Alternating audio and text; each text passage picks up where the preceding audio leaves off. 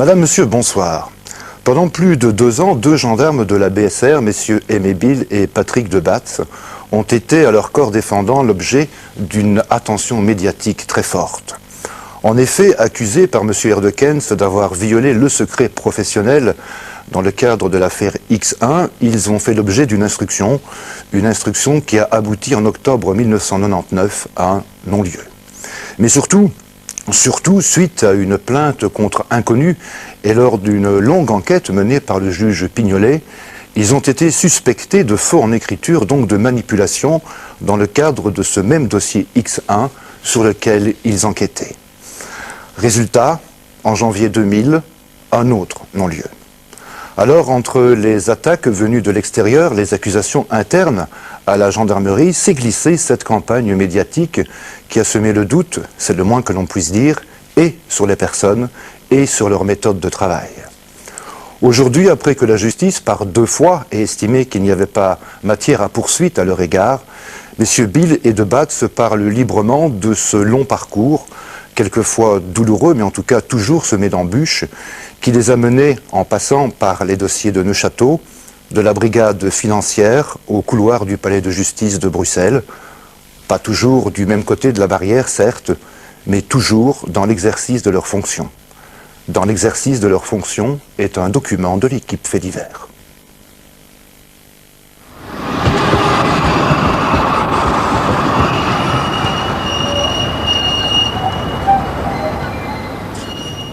Accusé d'avoir ouvert devant le député Erdekens le fameux mais contesté dossier du témoin X1 alias Régina Louf, Patrick Debatz et Aimé Bill, 2 gendarmes de la 3e section de recherche criminelle de la BSR de Bruxelles, furent inculpés le 20 novembre 1998 de violation du secret professionnel au début d'une instruction menée par le juge Pignolet, instruction qui allait durer 12 mois.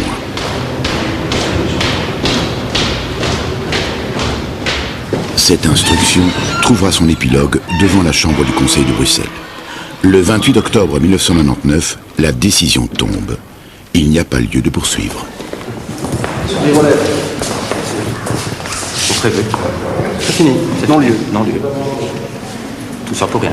Monsieur Debatz, soulagé? Soulagé, oui. Oui. Enfin, il y a un peu de justice qui est rendue. C'est bon.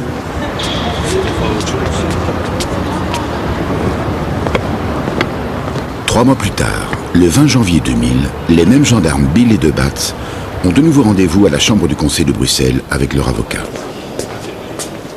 Ils attendent l'aboutissement d'une toute autre action judiciaire en cours depuis 26 mois, celle-là, qui trouve son origine dans une accusation de leur supérieur hiérarchique, le commandant Duterme. Ce fut le même juge Pignolet qui fut requis par le procureur du roi de Bruxelles pour la mise à l'instruction d'une plainte de faux en écriture par un fonctionnaire dans l'exercice de ses fonctions. Bien qu'elle fût à charge d'inconnu, cette plainte fut une occasion de mettre en cause pendant 26 mois tout le comportement et le passé de ces 2 gendarmes. Quel est le résultat? Un non-lieu, donc. Pour toutes les préventions avaient été remises. Tout. Aucune charge n'a été retenue. Oui. M. Debatz et M. Bill, donc ils peuvent enfin s'attacher à autre chose, essayer de retrouver leur honneur surtout. Non-lieu sur toutes les affaires. Oui. Oui. C'est le rideau qui est tombé après 2 ans et demi. Et il y a eu une enquête disciplinaire sous vous, à l'intérieur de la gendarmerie? Hier encore,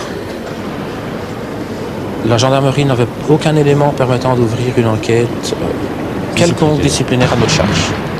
Alors, à partir de là, on peut se poser la question de savoir pourquoi vous avez été écarté. Ah, ça c'est une bonne question. Le juge d'instruction Pignolet nous l'a demandé déjà plusieurs fois aussi. Il n'y a encore personne qui sait nous dire pourquoi, ni ce qu'on a fait, pourquoi on est ici, ni pourquoi on a été écarté. Il n'y a personne qui sait le dire. Mais vous allez continuer à poser la question. Ah oui, nous on doit savoir. Ça, oui. On ne peut pas Vous rien savoir. Pourquoi on a été écarté? Ça c'est évident. On devrait rien savoir.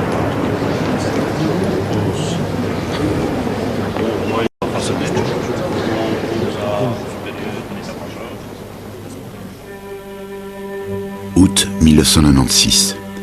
Il y avait 14 mois que Julie et Mélissa avaient été enlevées. 12 mois qu'on était sans nouvelles de Anne et Effieux.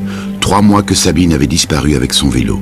4 jours que Laetitia n'était plus revenue de la piscine de Bertry.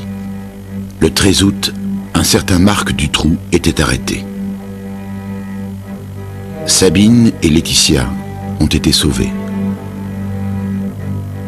On voulait se croire soulagés. On était au bord de l'horreur.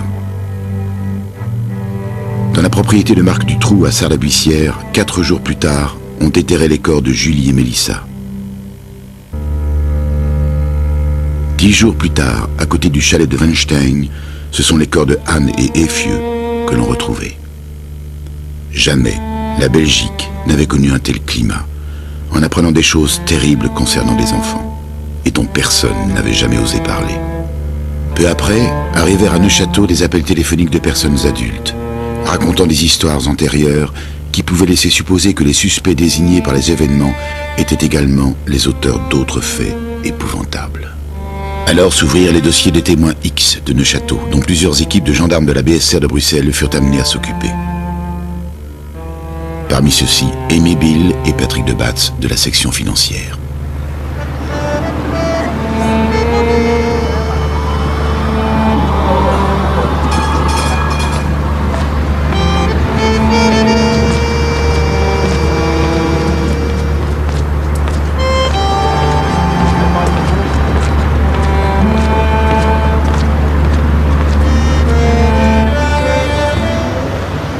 Tout ce qui vous est arrivé, comment ça s'est passé avec votre famille? Très difficilement. Très dur. Invivable. Infernal. On ne sait pas l'expliquer. Ils vous ont soutenu? Oui, heureusement. Heureusement qu'on a encore quelques personnes qui nous ont soutenus dans cette épreuve. Et on les remercie de tout cœur. Et pour vous, Patrick de Batz, qu'est-ce qui a été le plus dur par rapport à la famille? La famille, je pense qu'ils ont souffert ensemble avec nous. Ils ont continué à nous soutenir, tout le monde en fait de la famille. Même si les attaques étaient dirigées contre même mon père, qui est décédé en 76, et qu'on a voulu le mêler en fait dans l'enquête faite par le juge d'instruction Pignolet pour le discréditer et pour dire en fait que mon père était un mauvais, et comme le père était mauvais, le fils devait être mauvais. Un collaborateur, vous voulez dire? On a voulu prouver que mon père était un collaborateur, oui. Bien que le contraire était déjà prouvé dans le dossier Pignolet avant que la presse en faisait mention. Mais pourtant, d'une façon générale, vous aviez déjà une vie très, très agitée avant que tout ceci ne vous arrive. En tant qu'enquêteur, membre de la police judiciaire, vous étiez déjà un peu bousculé par rapport à votre famille. Vous ne deviez pas avoir une vie de famille très, très assidue, peut-être? Ah non, ça non. Quand on veut travailler, on a très peu de vie familiale. Et la famille vient en fait en deuxième plan. Ça a été toujours comme ça. On a donné trop de notre vie pour la justice, je pense. Alors, la famille avait déjà l'habitude de vivre comme ça. Mais en plus, être attaqué comme ça de front, par la presse, par la justice et par un corps de police dont on faisait partie depuis 26 ans, c'était dur. En fait, ça aurait fait une difficulté de tourner chez vous cette interview? Je trouve qu'il faut séparer le travail avec le privé, ce qui n'a pas été toujours fait par certains journalistes. Alors, on vous remercie beaucoup de nous avoir donné le choix. Vous avez la réputation d'être un enquêteur assez dur, assez direct, assez fonceur. Oui, mais je n'ai jamais foncé dans des dossiers sans avoir les preuves probantes pour la manifestation de la vérité. D'ailleurs, j'étais à la section financière et là aussi on préparait des dossiers un an et demi avant de foncer proprement dit, ou avant de faire des perquisitions. C'était surtout la préparation d'un dossier avant de se dévoiler envers l'adversaire, et toujours avec l'accord des magistrats et sous la surveillance des magistrats que je considère toujours comme les patrons des enquêtes. Et donc c'est sur l'aspect financier du dossier Dutroux que vous deviez enquêter? Oui. Dans un premier temps, ça s'était décidé, c'était enquêter sur les circuits d'argent qui pouvaient surgir dans l'enquête Dutroux. Alors donc M. Bill était avec vous? Non, M. Bill était encore en congé, je crois. Je crois qu'il est revenu au mois de 9 septembre. 9 septembre, oui. Et à ce moment-là, vous êtes le chef d'une équipe? Oui, et je faisais le contact entre Neufchâteau et les enquêteurs à Bruxelles et Neufchâteau et les magistrats à Neufchâteau. Il y a une rumeur qui court, c'est que, étant en contact avec le juge Conrad, lorsque le 4 septembre 1996, l'ami de X1, qui à ce moment-là n'était pas encore connu, téléphone, vous étiez dans le bureau de M. Conrad. On dit que tout ça, c'était un coup préparé. Ben, il y a des enquêtes qui m'ont appris que cet ami de Régina Louf avait déjà tenté de téléphoner toute la journée et la veille. Je ne suis pas resté 2 jours et une nuit chez M. Conrad au bureau, mais c'était un fait. Quand elle téléphone, je suis au bureau, avec mon collègue UP. Et c'est M. Conrad qui prend le téléphone. D'ailleurs, il le confirme devant le juge d'instruction Pignolet lors de son enquête.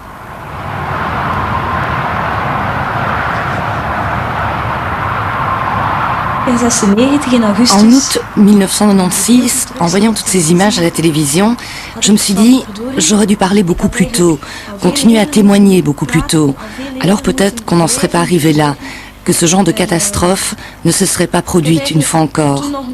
En fait, à ce moment-là, j'ai encore hésité quelque temps à prendre des contacts. Mais je crois que j'avais alors, comme pas mal de gens, une grande confiance en Conrad et Bourlet. Alors, avec une amie, nous nous sommes demandé ce que nous pourrions faire. Mon amie a alors téléphoné à Conrad pour prendre rendez-vous. L'amie de Régina Louf, Tania, c'est son prénom. C'est Tania. Elle parle français ou néerlandais? Je pense qu'elle parlait français et néerlandais, qu'elle a fait une partie de son histoire. Elle l'a fait à M. Conrad. Quand elle a voulu expliquer le chemin à prendre pour arriver chez elle, M. Conrad l'a dit à elle, tiens, je crois que j'ai un Flamand ici qui doit se connaître à Gand. Et il m'a passé le cornet. Et j'ai pris note de son adresse et je l'ai laissé à M. Conrad. Et ce que la personne, Tania, disait, était des devoirs à exécuter pour la cellule Obélix. Tout ce qui concernait M. Nioul et son entourage était pour la cellule Obélix. Et tout le reste, autour de M. Dutroux, c'était pour nous. Donc, est-ce que je peux vous demander si ce coup de fil de cette Tania, dans ce coup de fil, elle parlait de M. Nioul? Oui. Oui. Et c'est d'ailleurs pour ça que moi je n'ai pas pris l'enquête. Et que j'ai laissé à M. le juge Conrad le papier. Et ce n'est que le jour après, ou 2 jours après, quand je viens là pour un autre problème, avec un procès-verbal d'un membre de la police judiciaire de Bruxelles, qui voulait faire croire que Dutroux figurait sur des cassettes saisies dans l'affaire Rijmakers, que le juge d'instruction m'a donné une commission rogatoire pour prendre contact avec cette personne, Tania.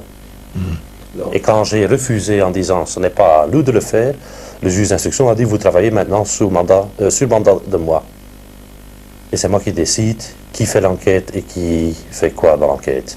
Et alors, finalement, ce sera vous qui auditionnerez X1. Oui. Et la première audition était prévue le 15 et elle a été reportée pour le 20. Et sur décision de Régina Louf, elle a été reportée. D'un côté, j'avais le sentiment que je devais agir ainsi, que c'était mon devoir, que je ne pouvais pas continuer à me taire. Mais d'un autre côté, il y a naturellement la peur. Je craignais d'une part de couper les liens avec ma famille, car j'étais restée très loyale vis-à-vis de ma famille. D'autre part, bien sûr, j'avais peur de mes bourreaux eux-mêmes, peur de raconter ce que j'avais vécu. Ce n'était pas si simple de raconter tout cela. Vous commencez les auditions de Regina Louf, qui à ce moment-là demandait l'anonymat, le 20 septembre. Oui. Les auditions se déroulaient à Bruxelles. Oui, mais tout le monde était à Bruxelles. L'antenne Neuchâteau, c'était l'antenne Neuchâteau Bruxelles, qui travaillait exclusivement pour les magistrats de Neuchâteau. Et là, on avait mis sur pied aussi le modus operandi qu'on allait suivre pour faire ces auditions. C'est-à-dire, du moment qu'on commençait les auditions, tout vidéofilmé. Pendant ces auditions, il y avait mon collègue Philippe Huppé qui prenait note de ce qu'elle disait et adressait PV de ses notes prises lors de l'audition. Par après, la cassette était complètement transcrite, remis à des traducteurs jurés. Ces traducteurs, ils étaient requis par le magistrat instructeur de Neuchâteau. Les auditions se faisaient dans un local aménagé pour les auditions de victimes d'abus sexuels. Et en fait, il y avait des caméras fixes dans ce local, des caméras qui pouvaient balayer la pièce. Il y avait une salle d'enregistrement, il y avait des vidéos. Qui étaient à part. Qui étaient complètement à part, et où se trouvait un opérateur qualifié pour ce travail. Normalement, il y avait encore un adjoint là-dedans, et là-dedans se trouvait aussi un thérapeute, ou bien un psychologue, ou un psychiatre. Et quand intervenait le psychothérapeute? Le psychothérapeute, il intervenait lors des repos pour soutenir la victime. C'était comme ça dans le mandat, parce que malgré ce qu'on dit aussi, les thérapeutes étaient requis par le magistrat instructeur aussi. Vous aviez des principes particuliers? Des principes particuliers, comme par exemple les premières auditions qui étaient vidéofilmées. Quand il y avait un repos, on arrêtait les caméras. Par après, on a décidé de ne plus faire ça parce qu'on pouvait nous reprocher qu'on était suggestif ou quoi. Alors on a commencé à laisser continuer les caméras à tourner. Pendant que la victime, ici, dans le cas précis, Regina Louf, discutait en fait avec la thérapeute. Une fois par minute, j'avais demandé aussi qu'on fait un gros plan de toute la pièce où se déroulaient les auditions, pour bien prouver qu'on n'était pas là avec des panneaux, avec des documents, pour montrer à Regina Louf qu'est-ce qu'elle devait dire ou qu'est-ce qu'elle devait répondre. Je crois qu'on avait pris toutes les précautions pour ne pas être attaqué par des avocats qui devaient en fait défendre des auteurs dénoncés. À la fin du premier interrogatoire, j'avais vraiment l'impression qu'il aurait encore fallu dire beaucoup de choses. J'avais vraiment le sentiment, plutôt l'idée dans ma tête, que j'allais indiquer un cadre, expliquer comment le système fonctionne, comment ils s'y prennent pour obtenir la loyauté des enfants, combien il est difficile de se dépêtrer de pareilles situations, combien il est difficile de rompre la loi du silence. Je pensais que ces informations pouvaient aussi être utiles pour interroger Laetitia et Sabine. Mais en fin de compte, il y a tant de détails, une telle masse d'informations lors des 3 et 4 premières auditions. Chaque fois, j'ai demandé à la fin, c'est assez comme ça? Je peux m'arrêter là sur ce chapitre? Non, ce n'était pas suffisant. Chaque fois dévoiler un peu plus et finalement, cela s'étend sur des heures et des heures d'interrogatoire. C'était aussi un reproche qu'on faisait toujours, des auditions pendant la nuit. Il ne faut pas oublier que Regina Louf, elle est mariée, qu'elle a 4 enfants, qu'elle avait une affaire, qu'elle était indépendante et avoir un magasin. Alors, les auditions prises par Regina Louf, c'était sur sa demande et à sa convenance qu'on faisait les auditions. Et on le demandait plusieurs fois lors de l'audition. C'était ça aussi, c'était des questions type en fait. Est-ce que vous voulez continuer? Est-ce que vous êtes toujours volontaire pour continuer? Est-ce que vous voulez vous arrêter? Vous avez ça sur les cassettes, toutes ces questions. Vous, votre spécialité, vous l'avez dit au début, c'est les enquêtes financières. Est-ce que vous pensez que vous étiez vraiment équipé pour être sûr, par exemple, de ne pas induire des réponses dans les questions, de ne pas suggérer des réponses? Mais chaque question induit une réponse. Et je ne vais pas employer la technique proposée par M. Duterme. C'est une question, qu'est-ce que vous avez à dire? Et c'était pendant 2 heures, non. Je crois moi, je ne suis pas un thérapeute et je ne me suis jamais pris pour un thérapeute. Quand j'auditionne une victime, c'est pour arriver à une enquête judiciaire. Alors j'ai besoin de réponses, moi. Et j'ai besoin de détails. Autrement, la justice n'est rien avec une audition d'une victime. Quand on veut y arriver à une enquête judiciaire et que les auteurs soient punis, il faut des auditions serrées avec des questions et des réponses. Quelle différence faites-vous entre une relation avec le psychothérapeute et la relation que vous avez eue avec Patrick de Batz? La relation que j'avais avec Patrick de Batz était d'un tout autre genre. D'abord, c'était une sorte de relation professionnelle, en ce sens que Patrick de Batz n'était pas mon thérapeute. Il n'était pas mon ami. Il était simplement l'agent BSR qui était par hasard assis de l'autre côté de la table, qui écoutait, enregistrait et vérifiait. Cela signifiait aussi que pour moi, ce que je lui racontais, je savais immédiatement que cela tombera entre les mains d'autres personnes. Ce genre de récit est transmis à l'extérieur. On dresse procès-verbal, cela va chez le juge d'instruction, chez différents gendarmes qui font des analyses, des vérifications.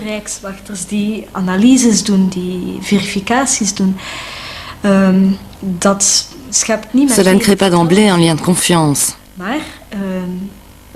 Mais ce que j'ai trouvé important dans les auditions avec Patrick de Batz et son collègue Philippe Huppé, c'est qu'ils étaient très honnêtes vis-à-vis de moi, qu'ils donnaient des informations de manière très correcte, en disant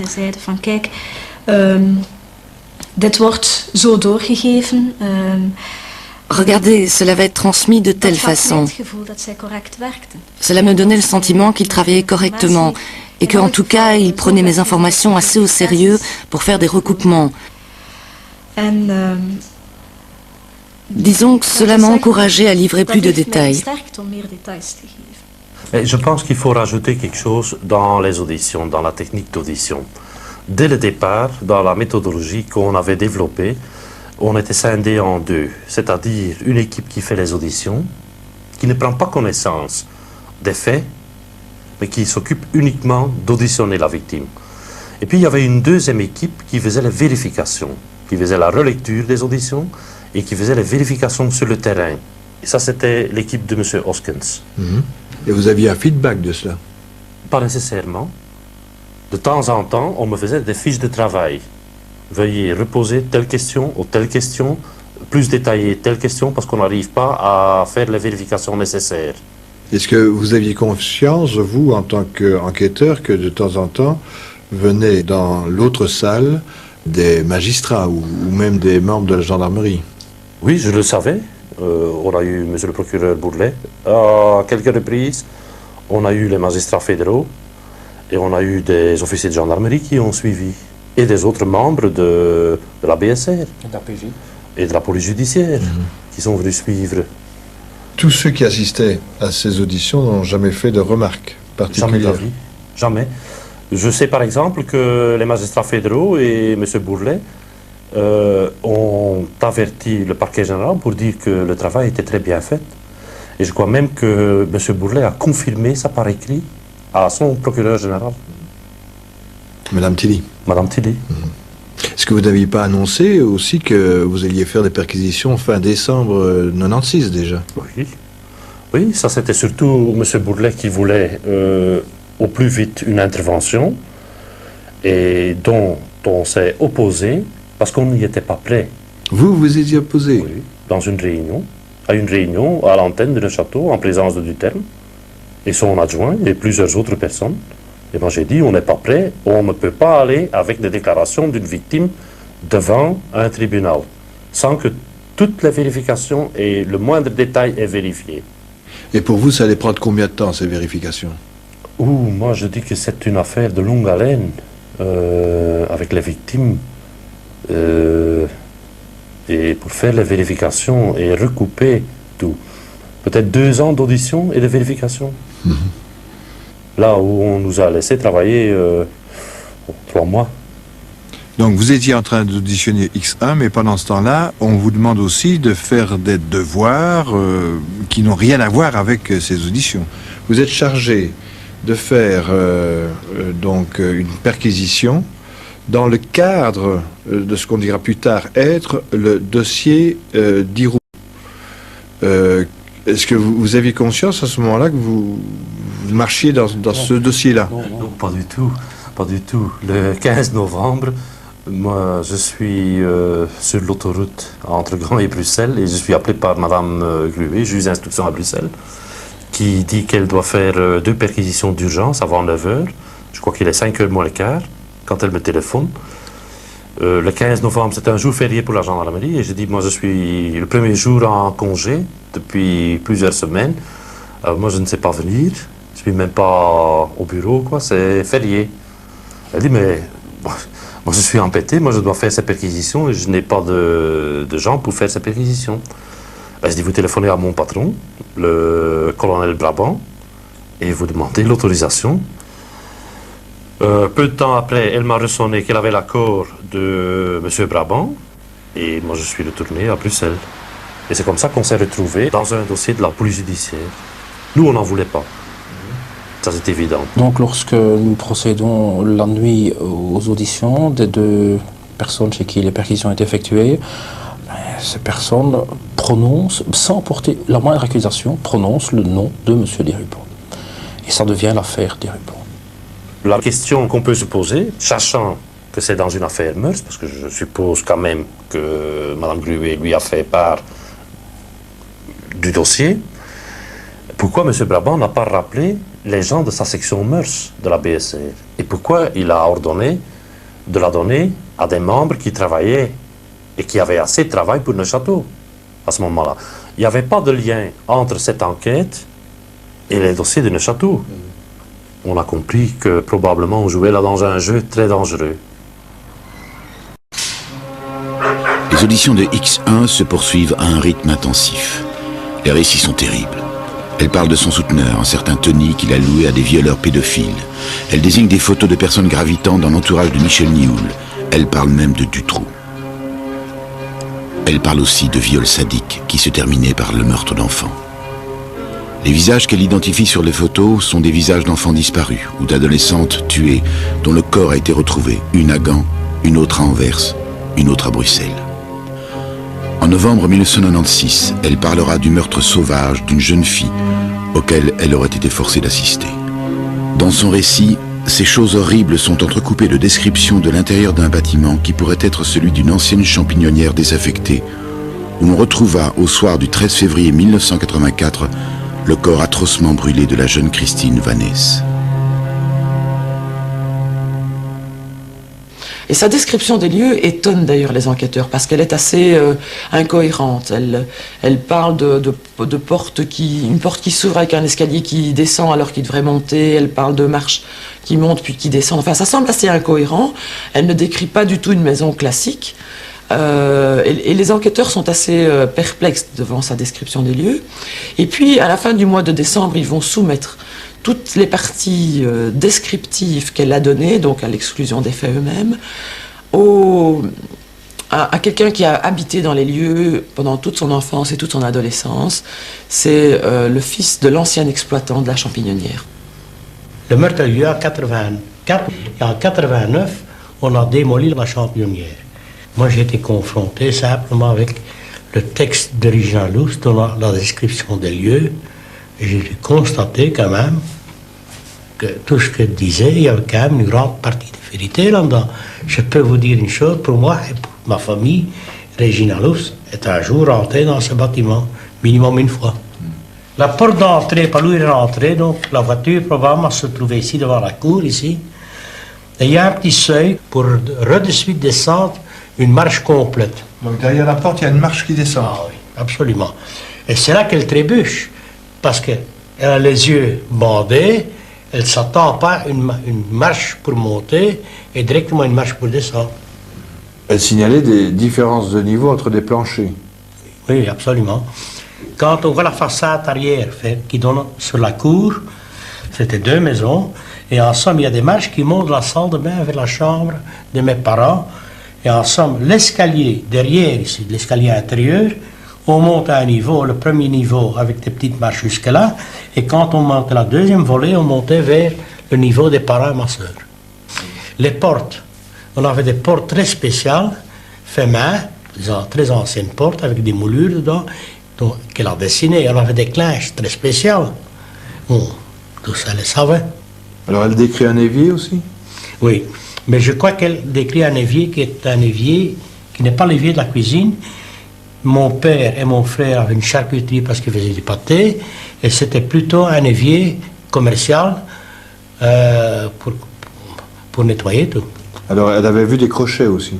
Ouais, c'est normal, quand on fait du pâté, on a de la viande. Alors il y a aussi des dessins qu'on vous a montrés, je crois. Oui, elle a dessiné la cheminée, le living enfin, ouais, pour moi qui était relativement fidèle, la cheminée qui existait.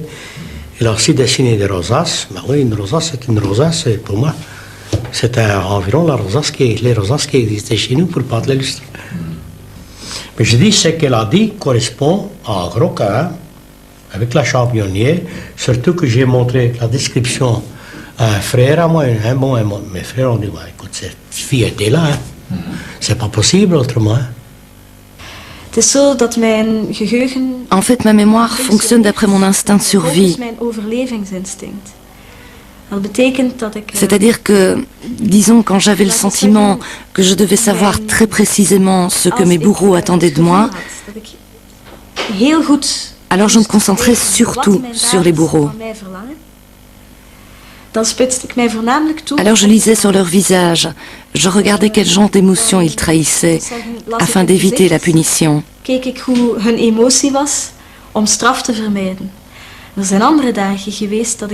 y avait d'autres jours où je ne regardais pas les bourreaux, pour ne pas les provoquer.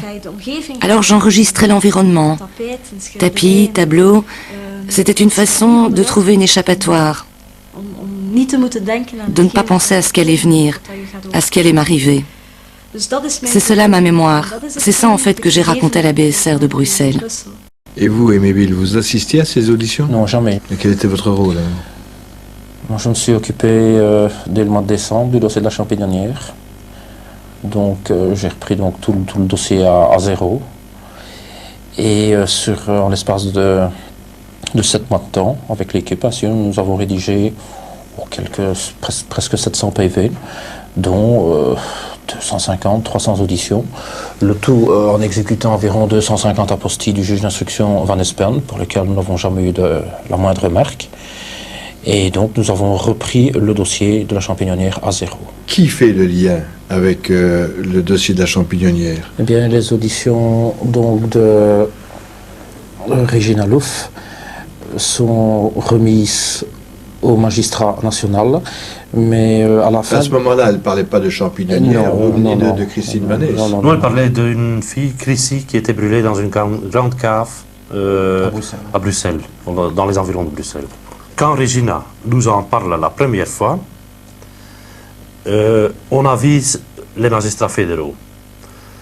Eux, ils demandent d'avoir les déclarations de Regina Louf concernant cette affaire, et eux, ils comparent avec l'ancienne procédure. Et c'est eux, à un moment donné, qui disent, ben oui, il y a des éléments qui peuvent amener à la réouverture du dossier. Puisque le dossier était classé sans suite, suite à un jugement de la Chambre de conseil au mois d'avril 96. Alors il faut retrouver ce dossier dans les archives, et il faut le remettre en information chez un magistrat. Et c'est les magistrats fédéraux qui le remettent chez Mme Somers en information. Et vous en avez connaissance 4 décembre 96. Et alors donc Mme Somers, lorsqu'elle donne le dossier, elle demande donc de rédiger une synthèse. Et c'est vous ça? Oui. Et 4 jours plus tard, un samedi, j'ai le commandant du terme qui arrive et qui me demande ce que je fais. Ben, je lui explique, c'est pas utile. Il me dit que c'est pas utile. On va pas perdre son temps avec ce dossier-là. Moi je dis, mon chef m'a demandé de faire ça. Il me dit, mais moi je vous ai rien demandé. Je dis, oui, mon chef c'est Patrick. Et, bon. Et alors, là, les ordres ont commencé. Le commandant du terme est entré en fonction à la tête de l'antenne de Neuchâtel le 2 décembre 1996.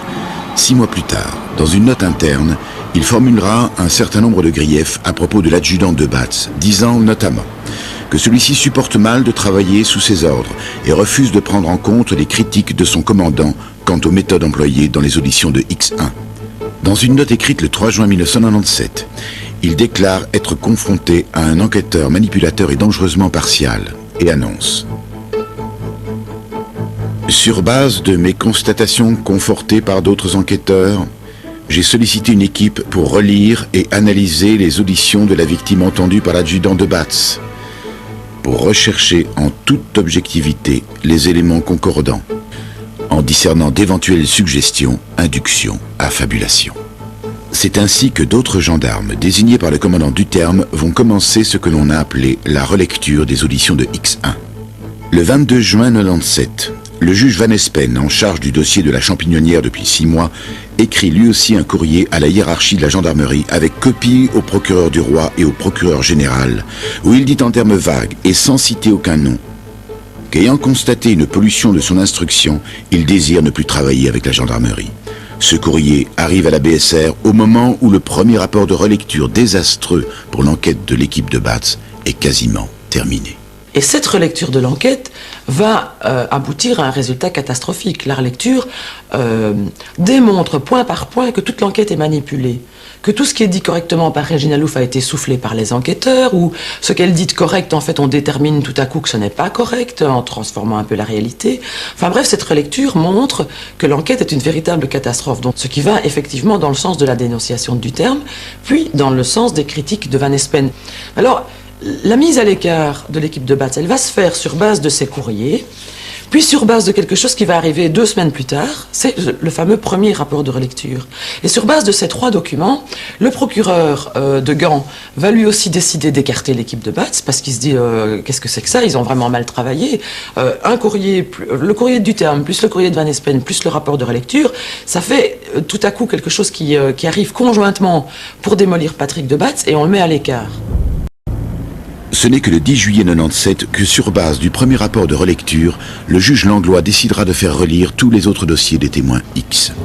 Le 24 août, le colonel Brabant et le commandant du terme prendront la décision d'écarter l'adjudant de Batz et son équipe, malgré l'opposition du juge Langlois à une mise à l'écart avant que les personnes concernées ne puissent s'expliquer sur les griefs qui leur sont reprochés. Mais, 2 jours plus tard, le 26 août 1997, cette mise à l'écart sera rendue définitive lorsque le commandant du terme fera parvenir au parquet de Bruxelles un procès-verbal accusant nommément Patrick de Batz de faux en écriture de la part de fonctionnaires dans l'exercice de ses fonctions.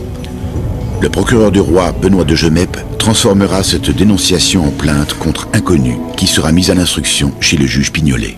Pour comprendre la démarche du commandant du terme, il faut revenir un petit peu en arrière à la 7e audition de Régine Alouf qui a lieu le 13 novembre 1996. Elle est interrogée là par Patrick de Batz et Philippe Huppé.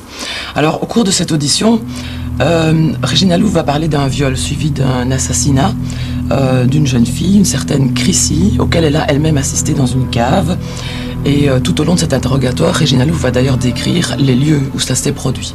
Alors à la fin de l'audition, Patrick de Batz va montrer 5 photographies à Régine Alouf, et parmi cette série de photos, il y a une photo qui est annotée P12, qui est celle de Christine Vanès, c'est la jeune fille qui est victime de ce drame de la Champignonnière, qui n'est toujours pas élucidé aujourd'hui, et il y a aussi une autre photo qui est annotée P10, et à un moment donné, il est presque 6 heures du matin, et Régine Alouf en a visiblement marre de l'audition, ne veut plus rien désigner, et finit par désigner la photo P10, qui est celle d'une autre jeune fille, qui n'est pas celle de Christine Vanès. Alors c'est donc à cette situation de reconnaissance de photo que fait allusion le procès-verbal du commandant du terme, 9 mois après. Oui, en fait, le commandant du terme va donc dénoncer le fait que jamais les enquêteurs n'ont prévenu les magistrats de ce que Régine Alouf n'avait pas reconnu la photographie de Christine Vanès.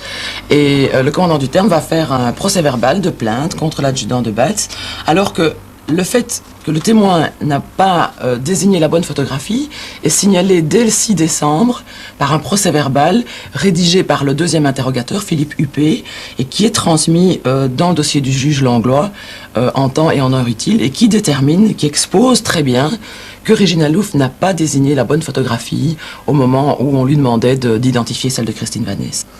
Je peux vous dire que le procès-verbal manquant me reproché dans le procès-verbal de M. Duterme se retrouve au moins à 25 endroits différents.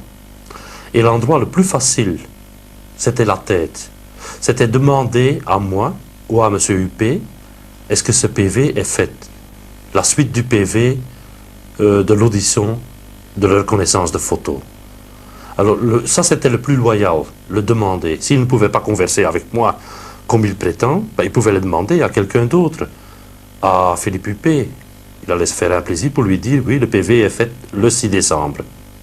Philippe Huppé, gendarme qui n'a jamais été inquiété et à qui personne ne reproche rien, déclare même dans une lettre adressée au juge Pignolet, que nous reproduisons avec son autorisation, que le seul responsable de la rédaction de ce PV n'est autre que lui-même, et que ce PV a été rédigé et transmis en temps utile au magistrat instructeur.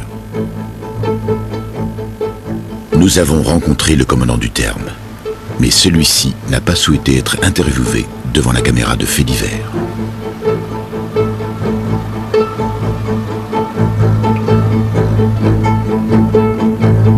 Alors, monsieur le procureur, par rapport au procès-verbal de départ qui dénonçait le fait qu'une rubrique n'était pas reprise dans un PV, on a constaté que cette accusation était infondée puisque la rubrique, on pouvait le vérifier assez vite dès le départ, existait bien dans le dossier. Oui. Mais là encore, il faut distinguer les plans. C'est pas parce que, de nouveau, lorsqu'un autre enquêteur fait des observations sur une enquête qui a été faite et qu'il fait une observation qui s'avère effectivement et inexacte, ce n'est pas encore une raison pour conclure qu'il a commis un faux en écriture. Quelqu'un vous dit qu'une pièce n'est pas dans le dossier. Vous constatez qu'elle est dans le dossier.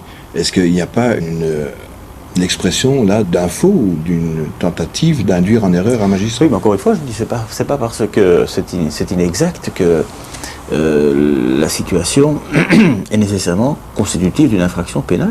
Il faut aussi être un peu raisonnable. Hein.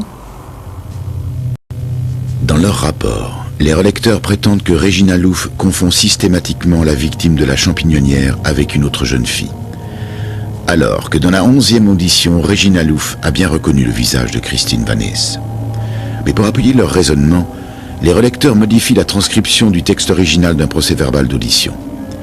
Ils suppriment 2 nihites, 2 négations, et ajoutent un point d'interrogation pour changer la portée du texte adressé au magistrat.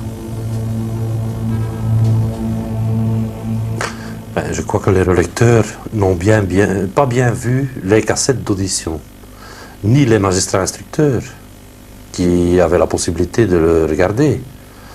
Et je crois que c'est un mensonge flagrant comme les autres dans le rapport de relecture. Il est fait état d'une manipulation de textes originaux de la part des relecteurs. C'est-à-dire que lorsqu'on compare 2 textes originaux en flamand, on voit qu'on supprime un nit là où il y en avait un, et qu'on met un point d'interrogation là où il n'y en avait pas, ce qui change le sens et de la démonstration que l'on veut faire parvenir au magistrat. Oui, après ça, on n'en est quand même pas là à monter toute une affaire sur une phrase ou sur un mot. Hein. D'ailleurs, ce type d'affaire est aussi à l'instruction. Et donc, cette instruction-là n'est pas close à l'heure actuelle. Donc, je peux difficilement, moi, me prononcer sur le bien fondé de la plainte qui était déposée, eu égard à ce que vous venez de dire, puisqu'il y a encore un juge d'instruction qu'on a changé. Donc c'est une plainte déposée par M. Debatz? Oui, contre les enquêteurs. D'accord, mais est-ce qu'il fallait attendre une plainte de M. Debatz pour entamer une action par rapport à ce qui pourrait apparaître quand même comme une suspicion de faux en écriture de la part des relecteurs? Pas nécessairement, seulement vous devez bien comprendre que dans une entreprise comme celle-ci, on ne va pas surcharger les juges d'instruction avec une série de dossiers nouveaux dans ce type d'affaires, alors qu'il y avait déjà un juge d'instruction qui était chargé et qu'il y a encore une série d'autres plaintes qui sont avec des constitutions de partie civile en train d'être examinées par d'autres juges d'instruction. Je crois qu'il ne faut pas non plus maintenant tout judiciariser dans cette affaire.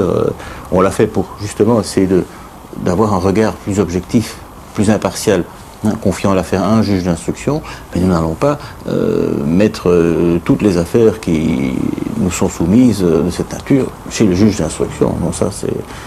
Mais je pense qu'il y a un problème beaucoup plus large que simplement un procès verbal ou non. C'est un problème qui relève justement de la capacité de travailler dans un groupe structuré, de pouvoir déterminer des éléments d'information opérationnelle, de les vérifier et de faire en sorte que cette enquête puisse aboutir dans un délai raisonnable. Est-ce qu'on peut déduire de ce que vous dites que l'écartement de ces enquêteurs a permis de faire progresser les choses sur le fond, c'est-à-dire vers la recherche de la vérité? On a mis dans ce dossier de l'assassinat de Christine Vaniez tous les éléments. Donc à la fois les rapports et les procès-verbaux de l'équipe de Batz et à la fois les rapports de l'équipe du Terme. Bon, et tout cela, il a essayé de faire la synthèse. Et il s'est avéré que, justement, du point de vue de la recherche de la vérité, si on progresse, on doit observer que les éléments de la première équipe ne se sont pas vraiment avérés opérationnels. Par exemple, ils ont fait une enquête d'empreinte génétique pour savoir si Dutroux et Nioul, qui étaient cités par le témoin, au départ anonyme, pouvaient être compromis dans cette affaire. Bien entendu, ce n'est jamais aussi qu'un élément de la vérité. On est arrivé à pouvoir en tout cas exclure cette hypothèse-là à travers cette analyse génétique. On n'a pas analysé tous les objets de la champignon. C'est pour ça que je vous dis que cette vérité à 100% n'existe pas. Mais disons qu'on peut avoir en tout cas un élément d'exclusion ici. Oui. Il y a une chose qui m'a frappé, c'est que Régis Lalouf ait été capable de donner une description de l'intérieur de la champignonnière qui se recoupe en 12 points avec ce que dit le fils de l'ancien propriétaire de cette champignonnière et qui conclut presque en disant il faut y avoir été pour avoir repéré ces points-là. Alors, ou bien elle est extra-lucide, ou bien il se passe quelque chose de un peu bizarre. Oui, mais enfin, en revanche, je veux dire, je ne sais pas m'exprimer sur ses convictions et son caractère extra-lucide. Ce qui a pu aussi être vérifié, c'est que c'est l'âge qu'elle avait à l'époque, c'est où elle se trouvait à l'école, si elle fréquentait l'école, s'il n'était pas absente, et tous ces éléments ont permis de relativiser ce genre d'informations en disant que c'était... On ne peut pas non plus l'exclure à 100%. Les registres d'école sont sûrs à 100%. Ben non, jamais. Qu'est-ce qui est sûr à 100%? C'est pour ça que nous ne sommes jamais que des hommes, mais il faut pouvoir accepter aussi notre condition humaine, c'est-à-dire d'être des êtres limités. Est-ce que vous concevez qu'on ait pu dire à un moment donné que rien dans la piste que offrait Régis Lalouf n'était valable? Mais maintenant, en tout cas, cette piste a été abandonnée. Parce que le juge a considéré... D'ailleurs, il y a eu une conférence de presse il y a, je sais pas, un an ou 18 mois à ce sujet. En janvier 1998, je crois. Ah ben voilà, vous vous souvenez mieux que moi de la date. Donc il y a 2 ans, auquel on dit, bon, on essaie d'exploiter des éléments, on n'a rien trouvé sur cette piste-là. Et à Gand, ils ont fait la même chose, à Anvers, ils ont fait la même chose. Une conférence de presse exceptionnelle pour un dossier exceptionnel qui concerne 4 arrondissements judiciaires dans un climat particulier. Les juges d'instruction concernés voulaient remettre les pendules à l'heure. J'attends, et je vous le dis, j'attends avec impatience, bien sûr, le résultat des travaux de mes collègues et de savoir si les dires de X1 développés dans le cadre de ces dossiers eh bien, sont crédibles ou pas. Je dois vous dire qu'à l'heure actuelle, ils n'ont pas permis de fournir des preuves, des éléments de preuve, on va appeler à ce stade-ci des indices de culpabilité, mais enfin des éléments probants permettant de prendre des mesures coercitives à l'égard de certaines personnes. La décision de Régis Lalouf de sortir de l'anonymat a permis aux juges d'aller beaucoup plus loin dans leur vérification. Ils ont tous réaffirmé leur volonté d'aller jusqu'au bout, d'exploiter toutes les pistes et témoignages. Les juges d'instruction sont unanimes. Certains éléments avancés par le témoin ne correspondent pas aux éléments concrets. Des lignes du temps mettent en lueur des incompatibilités, mais d'un autre côté, aucun magistrat n'a affirmé que le témoin n'était pas crédible. À ce moment-là déjà, les dossiers concernant X2, X3, X4 étaient refermés. La piste X1 semblait abandonnée et Patrick de Batz et son équipe écartés depuis 6 mois, depuis le procès verbal du commandant du Terme. Mais les accusations de manipulation de dossiers et de fuite vers la presse continuent à être formulées par certaines personnalités. Tant et si bien que messieurs Bill et de Batz seront inculpés par le juge Pignolet de violation de secret de l'instruction. Bonsoir. Les deux gendarmes qui ont recueilli les témoignages X ont récemment parlé de complot pour étouffer les affaires de pédophilie. Dans une interview à paraître demain dans le Soir illustré, Claude Erdekens, membre de la commission du Trou, accuse ces gendarmes d'avoir manipulé l'enquête, relayé de faux témoignages et eux-mêmes commis des fuites vers la presse. J'ai fait la connaissance de messieurs de Batz et Bill il y a un peu plus d'1 an. C'était un dimanche soir chez un journaliste qui m'avait suggéré de les rencontrer car ils pouvaient, je dirais, étayer le travail de la commission sur les protections, et ils avaient devant eux leur dossier qu'il m'était permis de consulter. Je n'ai pas reçu de copie, je n'en ai pas demandé, cela ne m'était pas nécessaire puisqu'ils pouvaient déposer devant la commission, ce qui fut fait quelque temps après. Pourquoi ai-je le sentiment d'une manipulation? Mais tout simplement parce que je me suis rendu compte que je n'étais pas le seul avoir été rencontré par ces gendarmes, qu'ils avaient dû rencontrer nombre de parlementaires et de journalistes, et que finalement, tout ce qu'ils m'ont dit, mais tout cela est apparu dans la presse ultérieurement. Alors je me suis dit que finalement, comme d'autres, j'ai été l'objet d'une tentative de manipulation. Le but était d'expliquer à des parlementaires socialistes que nous n'étions pas les monteurs du dossier des Rupeau, ce que je confirme à nouveau, et je vous affirme que jamais nous n'avions une seule audition de X dans ce jour-là. Moi, je suis tout à fait formel. Ils ne sont pas venus, comme certains le disent maintenant, avec une copie du dossier Internet sur l'affaire des Rupeau. Non, ils avaient devant eux des pièces, aussi bien du dossier des Rupeau que des pièces de Neuchâteau. Et effectivement, sans nul doute, leur souhait était de tuyauter à un des membres de la commission.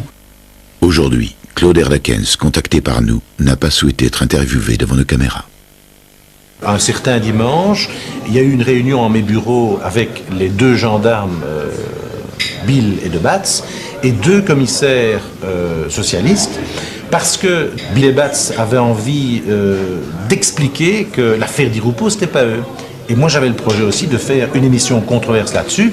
Et donc, j'ai arrangé cette réunion en mes bureaux pour qu'il y ait cette explication et pour voir si une émission controverse était possible. Alors, qu'est-ce que vous pensez de ce qui a été dit par rapport à cette réunion? C'est-à-dire qu'au cours de cette réunion, ils auraient ouvert ou montré qu'ils étaient en possession, à ce moment-là, d'un dossier X de Neuchâteau. Écoutez, moi, en tant que témoin, franchement, je n'ai rien vu. Et si, d'aventure, ils avaient montré des documents X, la réaction que j'aurais eue serait été de téléphoner à RTL aux journalistes qui s'occupaient, qui traitaient de l'affaire, pour lui dire, à court, il y a ici des documents intéressants. Voilà. Donc, en fait, ils avaient des dossiers, c'est-à-dire des photocopies, des choses d'Internet, etc. Et ils ont surtout parlé de l'affaire des Rupeau en la mettant aussi dans un contexte plus général de mal-être et de malaise. Patrick Morio, est-ce que vous avez été étonné quand vous avez entendu que M. Patrick de Batz et Aimé Bill étaient inculpés de violation de secret professionnel ou de secret de l'instruction? Non seulement étonné, mais également déçu, puisque c'était dans le cadre d'une conversation que nous avions eue chez M. Vrébos, et qu'un de mes collègues, M. Erdekens, était allé trouver le juge. Donc, moi, j'étais au courant de rien, donc M. Erdekens m'avait rien dit. C'est vrai que c'est quand même extrêmement décevant. Quelle aurait été votre réaction en apprenant que quelqu'un avec qui vous avez beaucoup de relations est allé, en plus, dénoncer un fait qui n'existe malheureusement que dans son esprit? Je crois que l'enquête l'a démontré. Jamais il n'a été question des X, si ce n'est qu'au moment où ils se sont présentés, M. de Batz et M. Bill ont dit bon, c'est nous les enquêteurs qui sommes sur Dossier X, mais objectivement on n'a pas parlé de ça. Et quand ils ont ouvert leur cartable, je m'en rappelle encore très bien, c'était les documents qu'on avait diffusés sur Internet relatifs au dossier des Rupeau. Je suis parti de là, j'avais même pas une feuille de papier, parce que ces documents, tout le monde pouvait se les procurer sur Internet sans aucun problème. La presse a laissé entendre maintes fois que M. de Batz et Bill étaient vraiment, parce qu'on leur avait laissé la bride sur le cou, parce qu'ils avaient des opinions bien arrêtées sur certaines choses, avaient monté un certain nombre de dossiers, dont le dossier du Rupeau, dont le dossier de Vroom, dont le dossier, l'échec à Brassac, ça relèverait d'eux, l'échec de Jumet, ça relèverait d'eux.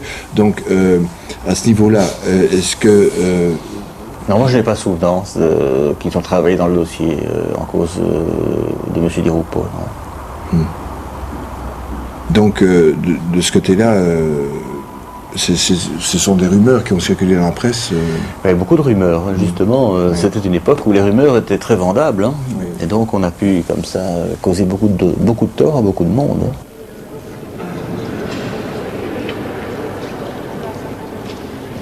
Bien que la presse s'acharne, vers le mi-décembre de 96, M. Di Rupo, il est blanchi complètement en séance plénière devant le Parlement, par Mme Lickendal. Le dossier dans lequel nous on a travaillé, c'est-à-dire le 218 de 96 de Mme Gruet, n'a jamais été communiqué au Cour de cassation et n'a jamais fait l'objet d'une étude des magistrats au Cour de cassation pour joindre ça à une procédure de M. Di Rupo. Et pourtant, un peu plus tard, on vous demande de faire encore un devoir concernant M. Di Rupo. L'apostille en question, c'était une apostille à M. Bill. C'était une apostille à M. C'était pas une apostille à Le Bat. Mais seulement, à l'égard d'un ministre, qui est-ce qui est compétent? C'est le procureur général de la Cour de cassation. Mais le procureur général de la Cour de cassation n'est pas officier de police judiciaire, donc ne fait pas les apostilles pour les enquêteurs. Et qu'est-ce qui se passe? Il se passe que le procureur général de la Cour de cassation me demande de faire un devoir d'enquête. Pour le reste, je n'ai même pas connaissance du reste de l'enquête qui se passe à la Cour de cassation. Et donc je prends sur moi de faire cette apostille, puisque c'est le magistrat qui est chargé de l'enquête qui me le demande. Alors, l'affaire Di Rupo, on dit maintenant effectivement que c'est une affaire montée de toutes pièces, mais si c'est pas vous, qui l'a montée? Moi, je sais que c'est pas nous, et c'est une bonne question en fait, parce que nous aussi, on voudrait bien savoir la vérité. Même M. Di Rupo, il a déposé une plainte avec constitution partie civile parce qu'il voudrait bien savoir aussi qui a monté ce dossier. Nous, comme on a été désignés par une certaine presse, nous, on voudrait bien savoir aussi cette vérité, et on s'est constitué partie civile dans ce dossier pour avoir accès aux pièces et pour voir qui a monté cette pièce et qui a renseigné faussement ces journalistes qui nous ont mis en cause dans cette affaire. Et pourquoi est-ce qu'on aurait cherché à vous impliquer dans quelque chose, dans un montage? À ce moment-là, on est déjà occupé depuis le 20 septembre avec des auditions de Mme Louf, X1 à l'époque. Alors j'ai comme ça l'idée qu'on a voulu faire croire à la population que nous, on était les monteurs en fait d'un dossier contre des hommes politiques pour discréditer en fait les victimes qui venaient témoigner et les enquêteurs.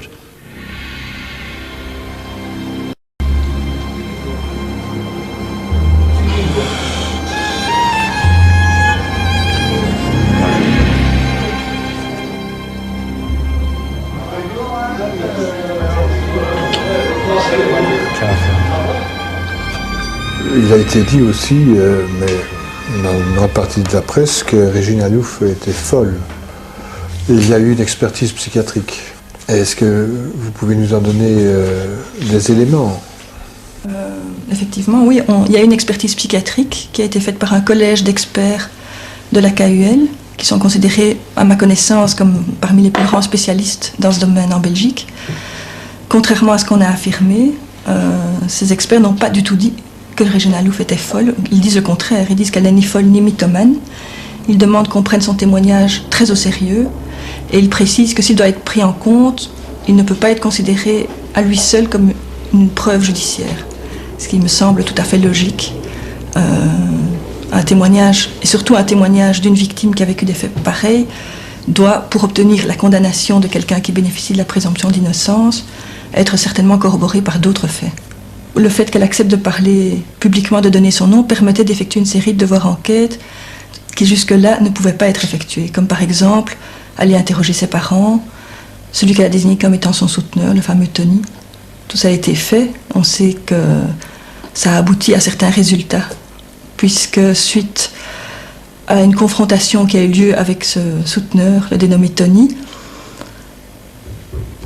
il a admis devant les enquêteurs qu'il avait bien eu une relation sexuelle à partir du moment où Regina a eu 12 ans et jusqu'à ses 15 ou 16 ans, donc pendant plusieurs années.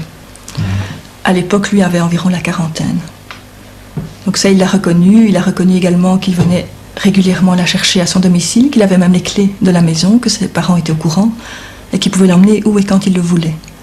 Suite à ces aveux, sa mère, qui jusque-là niait fermement l'existence de cette relation, est revenue sur ses déclarations puisqu'elle a admis que cette relation existait. Donc ces quelques faits montrent que si on fait des vérifications sur base du témoignage de Régina Louf, on obtient aussi des confirmations.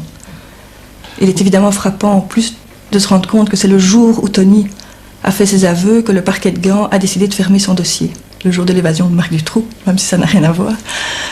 Et les déclarations qui ont été faites par le substitut sont quand même extrêmement choquantes, puisqu'elle a expliqué comme motif au fait qu'on clôture ce dossier le fait que Régina, qui avait donc 12 ans, était particulièrement précoce, était amoureuse de Tony et que donc elle était consentante à cette relation et qu'en outre les faits étaient de toute façon prescrits.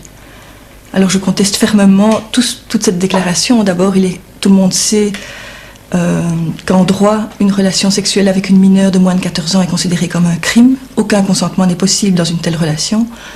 Et en outre, la question de la prescription est très discutable. Et moi, j'estime qu'après avoir examiné toutes les critiques formulées, soit au sujet du témoignage de Régina Louf, soit sur la manière dont elle a été interrogée, il ne reste en fait rien dans ces rapports de relecture. J'ai pu rédiger une longue note à l'attention de l'ensemble des magistrats concernés par cette affaire. Je ne pense pas pouvoir en parler publiquement actuellement. Ça fait partie du secret de l'instruction. Et en outre, nous avons, après maintes réflexions, décidé de déposer plainte contre l'ensemble de l'équipe de relecture et leurs supérieurs hiérarchiques, et ceux du chef de faux, usage de faux, coalition de fonctionnaires en vue de détourner la loi et association de malfaiteurs. Ça ne tient pas la route, la relecture. Et c'est sur ça que certains magistrats se sont basés pour clôturer les dossiers. Et les victimes, ils restent dans le froid. C'est quand même des gens qui ont eu le courage de venir témoigner. Et donc, pour Régina Louf, parce que c'est la victime que j'ai auditionnée moi, on peut quand même dire qu'elle est victime, qu'elle a été victime et qu'elle est de nouveau victime. Qu'on ne veut pas l'écouter. Qu'est-ce qui vous aurait aidé plus dans cette épreuve-ci? Qu'il y avait une certaine neutralité, aussi bien par la presse que par notre hiérarchie. Parce que tous ces problèmes qui ont commencé avec un procès-verbal de commande du terme, un procès-verbal que je qualifie maintenant comme faux, complètement faux, il n'avait pas besoin de faire un procès-verbal, il n'avait qu'à pousser sur un bouton, il avait la solution. Puisque la solution se trouvait dans tous les ordinateurs de tout le monde. Le plus simple gendarme qui travaillait à l'antenne pouvait dire « Ah oui, ce PV qui n'existe pas, suivant du terme, existe ». Donc c'est un petit peu la découverte que le système dans lequel vous fonctionniez devient tout à fait illogique. Oui, mais c'est une grande découverte, parce qu'on voit que quelques personnes placées à la tête d'un groupe d'enquêteurs peuvent faire foirer toutes les enquêtes en faisant ça. Parce que ici, on a les résultats, les enquêtes sont arrêtées. Et on enlève en fait des enquêteurs sur base d'un faux PV et des fausses accusations et des manipulations dans la presse. Et comme ça, on arrête des enquêtes. Alors, je me pose la question, est-ce qu'il n'y a pas d'autres enquêtes qui ont été arrêtées comme ça déjà ? Moi, je n'avais jamais pensé que ça existait.